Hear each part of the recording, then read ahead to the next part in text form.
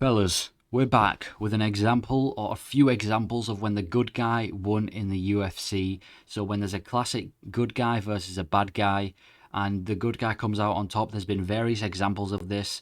This is, prior to my video the other day where I did the bad guys versus the good guys, and this is the opposite of that. Well, the bad guys beat the good guys, and this is the opposite of that. So we've got a couple examples on screen of good fighters or times when the nice fighter beat the bad fighter, whatever you want to make of it. We've got a few examples coming up. Please let me know any video suggestions as well, because I'd love to do any suggestions any of you have. But yeah, we're just going to get straight in there with the good guys beating the bad guys. GSP versus Bisping. Now, this was a classic example because Bisping coming into this fight was a huge trash talker. He trash talked everybody. Even back in the Ultimate Fighter days, he was just trashing everyone. No matter who, he would give you trash talk.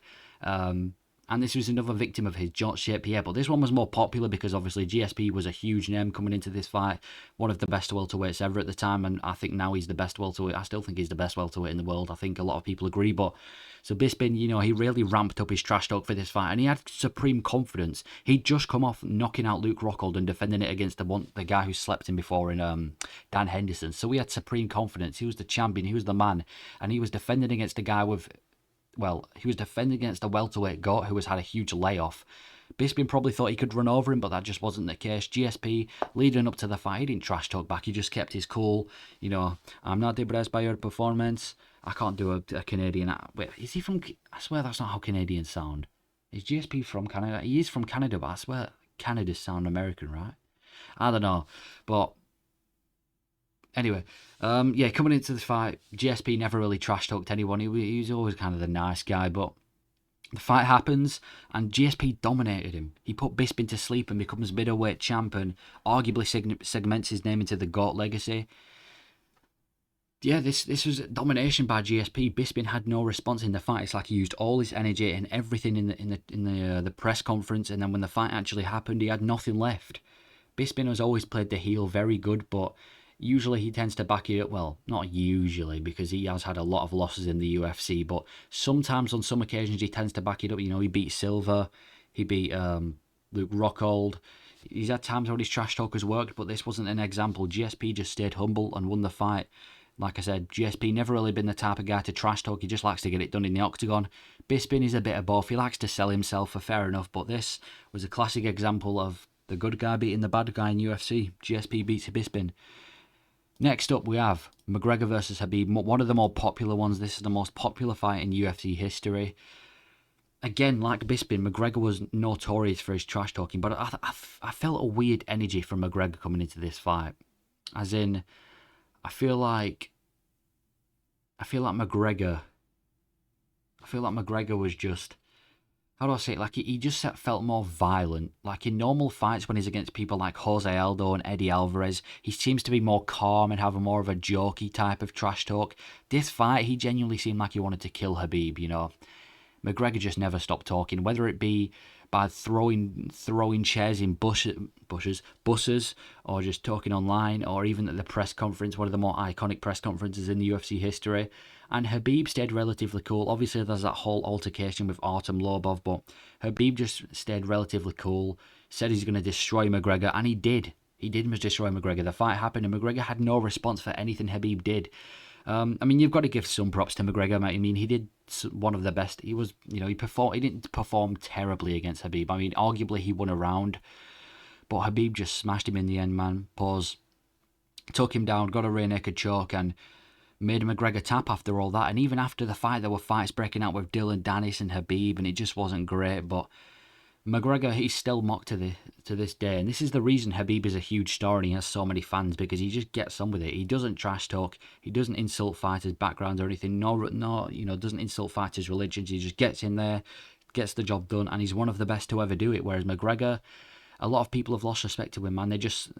He wasn't the same guy he once was, and ever since this fight, he hasn't been the same either. He's had one win over Donald Cerrone, who was old and washed and hasn't won for years. And then he's had 2 losses to Poirier. So McGregor hasn't been the same since this fight. It just wasn't great. But the good guy in Khabib won. He was definitely the good guy coming into this fight. McGregor was the villain coming into this fight. And if McGregor would have won, that would have been huge for him. But Khabib he put on an absolute performance of a lifetime against McGregor and arguably humbled him because let's be honest, McGregor's trash talk hasn't been the same since this fight. Like the trash talk against Poirier the third time was dead. It was terrible. Even the pink suit guy in Poirier was beating him at the press conference, and obviously against Cerrone in the second fight with Poirier, that was no trash talk. But this fight really broke McGregor. But anyway, we're gonna move on. The two greatest of all time fighting. We've got Chael Sonnen versus Anderson Silva. Yeah, this was Chael Sonnen. Chael Sonnen again, one of those fighters who just have a field day with trash talk. He likes to trash talk everybody, no matter what. You know, what's his name? Wanderlei Silva, Anderson Silva, Tito Ortiz. No matter who it is, he's always got one-liners. He's, in my opinion, the best trash talker ever. He was so witty. He didn't go to, I mean, let's be honest, did he go quite personal? You know, the thing about, he just loved insulting Brazil. But unfortunately, he had to pay for it with his only loss ever, you know. I think Chael Sonnen's now 38-2. Let's be honest, he was just winning. He was beating everybody, and you know he kind of felt pity for Anderson Silva, so he was kind of like after smashing him and beating him up for 5 rounds, he was like, you know what, I'll let you have a triangle. You know, I'll let you be the first man to taste victory over myself, and it worked. Anderson Silva won and walked away the winner. And he wasn't really a trash talker. Silva's never really been a trash talker. I don't think he's ever trash talked anyone.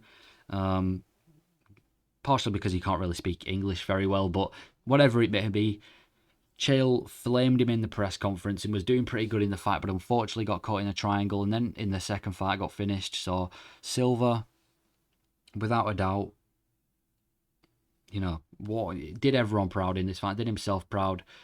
And this is why he's one of the greatest of all time, is Silva. And Sonnen's definitely number one, but this is why Silva was one of the best of all time. He's always able to find defeat, always able to find victory from defeat. You know, he could be 5 rounds down and he'll find a way to win. And that's what Silva's so impressive. It was just a shame that he had a massive downfall towards the end of his career. But anyway, this was a fight that was sold as the good guy versus the bad guy. Bad guy being Sonnen, bad guy being Sonnen, good guy being Silva, and Sonnen just didn't win this fight, unfortunately. But yeah, Silva got away with a win. Next up, we've got Edwards versus Usman 2. Now, unlike everyone else on this list, Kamaru Usman just hasn't got that good of a trash talking base. You know, let's be honest. You know, you've got McGregor, you've got Chael Sonnen, you've got Michael Bisping, and then you've got Kamaru Usman. He doesn't really fit in.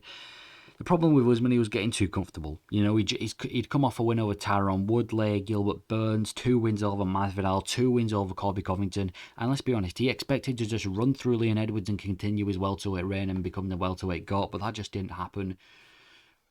You know, the press conference coming into it, you know, he wanted to play the bad guy, he wanted to play the villain, he wanted to become heel like Colby Covington, but it just never worked. He never really managed to become heel because everyone just found him really cringe. And he just began trash talking. He just began trash talking a lot. He trash talked so much in this fight. You know, insulting Edwards, saying that he didn't deserve a title shot, mocking him with the fight with Masvidal that they had. You know, the little scuffle they had. And he was just really cringe, and he kind of tried painting himself as the villain.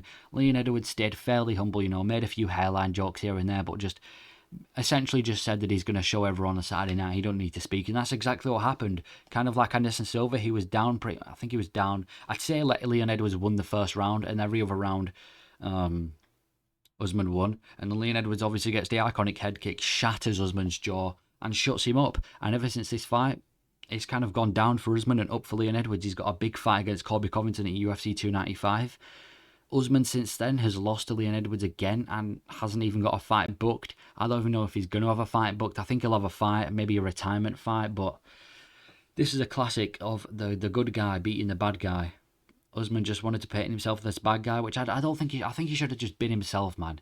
Kamaru Usman would be way more likable if he was just himself. You don't have to keep trying to be a trash talker because he's not. He can't play the trash talking role correctly, and Leon Edwards won for it both times. I guess you can use the third example as well because again, but I mean, the only difference in the third example is that, you know, it wasn't really Kamaru who's been trash talking a lot. You know, he was kind of just saying, don't let him bully you, son. But apart from that, wasn't really much trash talk. So I'm going to say that this is a classic example. And then finally, I'm going with Brandon Moreno versus Deiveson Figueiredo 4, and I guess number 2, but I'm going to be focusing on the 4 now.